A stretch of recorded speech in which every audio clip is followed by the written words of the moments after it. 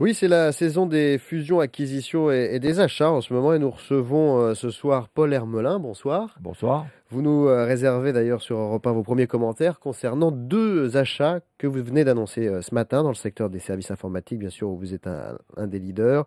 Deux achats en France, ce qui ne vous était pas arrivé depuis 2003. Alors, la mode n'est plus à la prise de marché sur des pays émergents? Si, mais je pense qu'il faut que le groupe travaille sur deux jambes. Donc, d'un côté, nous travaillons les pays émergents à la fois pour produire, donc une plateforme de production dont les clients peuvent être beaucoup les États-Unis. Quand on est en Inde, c'est Mm. principalement pour les États-Unis, pas mal pour le Royaume-Uni aussi. Et nous avons aujourd'hui une grande taille là-bas, chacun le sait. On est rentré l'année dernière au Brésil, donc Mhm. on s'occupe de ça. Mais on veut aussi un peu faire notre pelote dans les pays traditionnels, historiques, en y cherchant des pépites sur lesquelles on peut construire. Donc, ce que nous avons annoncé aujourd'hui sont, dans le début d'une collection de pépites, des petites sociétés qui seront des accélérateurs de croissance. Alors là, il s'agit d'Artesis et de Avantias qui permettent de vous positionner, j'ai envie de dire, sur le grand marché des années à venir notamment. Et là, je compte sur vos talents de vulgarisateur qu'on appelle le cloud computing. Alors ça, Alors, tous nos auditeurs ne savent pas forcément ce que c'est. pourquoi on va dans les nuages? Alors, j'ai essayé d'expliquer de manière simple. Historiquement, une société, une administration avait dans ses murs un ordinateur sur lequel elle avait ses programmes et ses fichiers. Voilà. Aujourd'hui, on peut, si on en a l'audace, je vais expliquer pourquoi l'audace, se raccrocher à un ordinateur qui n'est pas chez vous, qui est dans le fameux nuage, Mhm. et où on implante, il y a des programmes qui sont faits pour tous les gens qui utilisent le nuage, et où on passe les données. Donc ça permet d'accéder à une informatique qui n'est pas propriétaire, qui est donc mutualisée entre plusieurs clients. Donc vous avez le bénéfice de la mise en commun, c'est moins Mhm. cher, vous avez le bénéfice de la flexibilité. Il y a une réserve, c'est qu'il faut accepter que les données de vos clients, soient dans le nuage, elles ne sont pas chez vous. Mhm. Alors ça pose un problème de confidentialité, de sécurité. Donc il y a des applications que les gens mettent volontiers dans le nuage, et il y a des applications que les gens préfèrent garder chez Mhm. eux. Donc je ne pense pas que tout passera dans le fameux nuage du cloud computing, mais pas mal de choses parce qu'on a le bénéfice dans le cloud de ce que j'appelle la mutualisation, la mise en commun et l'agilité, la Ce flexibilité. sont des sortes de HLM de serveurs, quoi. Ce sont comme des très grandes Mhm. fermes de serveurs, mais qui sont à géométrie variable et qui peuvent être très loin et auxquels on se connecte avec une caractéristique généralement qui est que on paye à mesure de ce qu'on consomme. Mhm. On n'a pas d'abonnement, on paye à mesure de sa consommation. Alors ça se développe vitesse grand V, hein, bien entendu, parce qu'il y a de plus en plus de données à stocker. Artesis et Avantias, ce sont deux jeunes sociétés, elles ont moins de 10 ans. Est-ce que ça veut dire, Paul Hermelin, qu'on est reparti dans la chasse aux startups? C'est un peu ça. Qu'est-ce qui se passe dans les deux cas? Dans les deux cas, on a repéré une jolie équipe, un patron qui réussit. Et donc on lui dit, venez nous rejoindre. Et vous allez me dire, pourquoi un gars qui réussit se fait-il racheter? Généralement, c'est parce qu'on lui dit, venez chez nous, vous allez diriger ce métier-là, vous allez devenir le patron de ce nouveau métier, vous allez utiliser le fait qu'il y ait une marque plus connue, Capgemini, pour accéder à des plus grands comptes, des plus grands projets, des plus grands clients difficiles, et éventuellement aller à l'international. Donc en général, on repère des énergies et on essaye de les motiver pour un nouveau challenge, pour aller plus vite, plus loin. Hmm. Et nous, ça nous permet de gérer notre portefeuille, d'aller plus vite vers les nouveaux métiers, la nouvelle demande, en s'appuyant sur ces individus. Parce que toute la clé quand vous achetez une petite société, c'est de garder l'équipe. Hmm. Dans nos métiers, si les gens s'en vont, vous avez tout perdu. Donc, généralement, une équipe d'une 100-150 personnes, c'est une équipe qui a un patron, qui a un fondateur, qui est l'homme à idées, qui est l'homme de conviction. Et les deux patrons, respectivement d'Artesis et d'Avantias, la raison pour laquelle ils nous rejoignent, c'est pour aller plus vite, plus loin, sur des plus gros clients, sur des contrats de plus grande taille, donc plus difficiles, pour devenir encore meilleurs dans leur spécialité. Hmm. Et donc, ce qu'on joue avec eux, c'est ça. Et est-ce que c'est la chasse, comme je le disais, Paul Hermelin, aux startups? C'est-à-dire, est-ce qu'on est reparti vers une espèce de bulle Internet qui pourrait voir les prix s'envoler? Alors, deux remarques. La première, c'est que si vous voulez dans la Silicon Valley, Hmm. l'ambiance est euphorique. C'est-à-dire que je ne suis pas sûr que ce soit une bulle, parce qu'on n'a pas encore les valorisations folles de 99-2000, la fameuse bulle Internet, Mais l'ambiance est euphorique. Tout le monde dans la Silicon Valley considère qu'avec le cloud dont on vient de parler, avec tous les progrès qui sont autour des mobiles, les grands leviers de l'informatique aujourd'hui, c'est l'informatique sur les mobiles, hein, je veux dire les apps que vous avez à la fois sur les smartphones, qu'ils soient Apple ou Android, donc Les applications. apps. Comment? Les applications. Les applications, donc toutes ces applications qu'on achète, toutes les applicatifs pour mobile.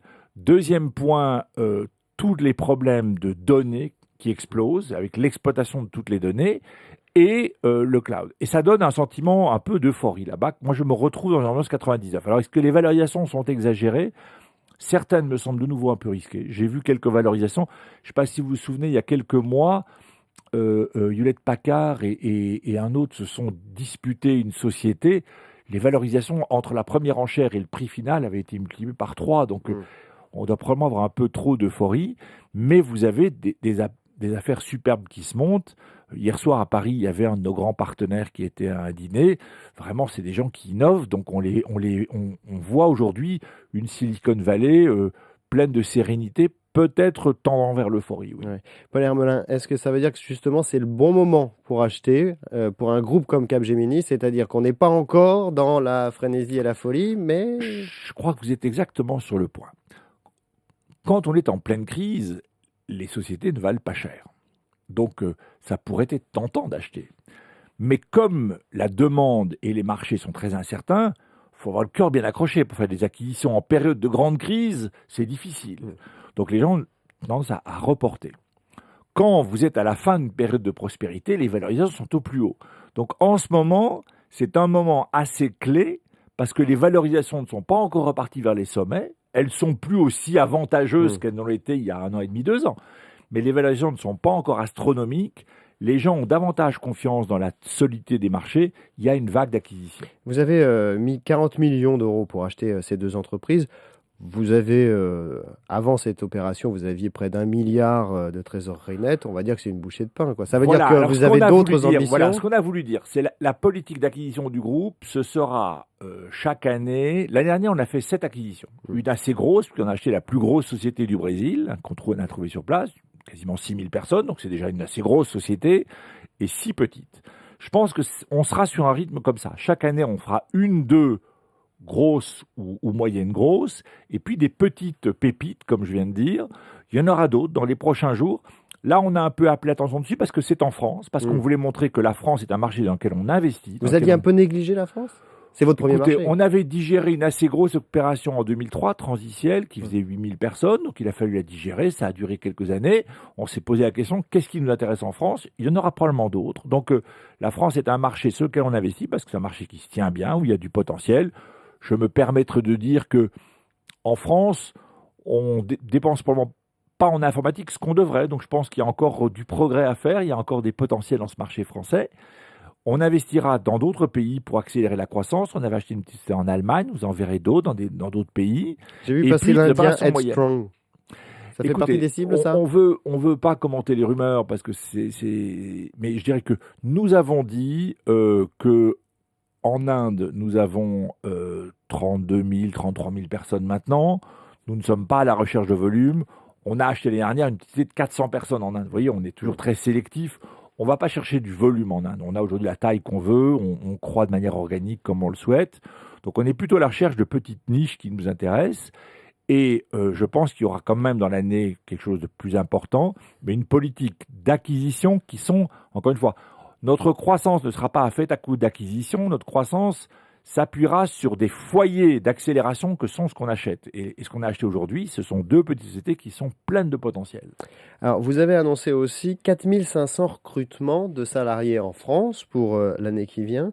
C'est beaucoup pour la France, qu'on se rende compte? Le chiffre est impressionnant. D'abord, ça fait de nous un des gros recruteurs d'ingénieurs. Parce que malgré tout, dans le groupe en France, près de 70% de nos recrutements, de nos personnels, sont des gens qui ont le statut d'ingénieur. Junior. Et donc, nous sommes en effet un recruteur volontiers de jeunes étudiants. On est une bonne école. Les gens restent chez nous. Certains font leur carrière chez nous. D'autres nous quittent au bout de 4, 5 ans, 7 ans. Donc, il y a un turnover, il y a une rotation des gens. On recrute. Moi, je pense qu'on est reparti en 2011 en croissance nette, c'est-à-dire hors acquisition, nous serons créateurs nets d'emplois en France. Donc, parce qu'un des points auxquels je tiens absolument, où je me suis bien engagé, c'est de dire, nous développons les marchés émergents, mais pas pour délocaliser, pour renforcer, pour consolider notre présence dans les pays historiques. Nous serons créateurs nets d'emplois en France, aux Pays-Bas ou en Suède, et en plus, nous développons des pays émergents qui peuvent être l'Argentine, la Pologne ou l'Inde. Le groupe Capgemini est un groupe qui se déploie. Nous avions 91 000 salariés au 1er janvier 2010, 109 000, quasiment 108 800 au 31 décembre, donc pratiquement plus 18 000 personnes en une année. Et donc, c'est un groupe en expansion.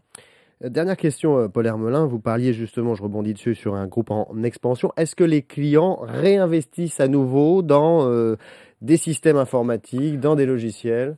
La réponse est un oui avec une réserve. C'est-à-dire qu'aujourd'hui, il y a eu, avec la crise que nous avons passée, la crise des subprimes, un déficit d'investissement. Nos clients en ont conscience. Donc, il y a un appétit d'investissement. Mais ils sont quand même un peu prudents, réservés, ces alarmes successives. C'est les inquiétudes c'est géopolitiques.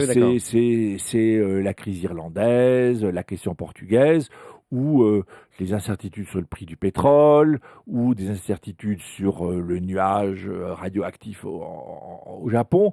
Donc je trouve que nos clients ont des envies d'investir, mais sont nerveux. C'est-à-dire qu'on a un petit peu de stop and go. Ils travaillent des projets, puis ils retardent de quelques semaines la signature. Mais grosso modo, c'est un marché assez satisfaisant, avec une remarque, les prix qui ont connu une forte baisse dans la crise ne redémarrent pas. Et comme nous avons à gérer les salaires, on est dans une difficulté entre prix et salaire. Donc les prix ne sont pas des prix de reprise, les volumes sont des volumes de reprise. Je pense qu'aujourd'hui, en volume d'heures travaillées, nous sommes une croissance à 2 chiffres, donc ce qui est quand même pas mal. Merci Paul Hermelin. Donc l'acquisition de poids à l'étranger, c'est dans les combien de prochains mois? Dans les prochains 6 mois, 3 mois? Prochain mois, je pourrais pas vous dire. Tant qu'on n'a pas un accord, on n'a pas un accord. Vous savez, c'est comme... On en est là, donc on n'est pas loin. C'est comme dans la vie amoureuse. Quand elle n'a pas dit oui, elle n'a pas dit oui. Merci Paul Hermelin, directeur général de Capgemini. Merci.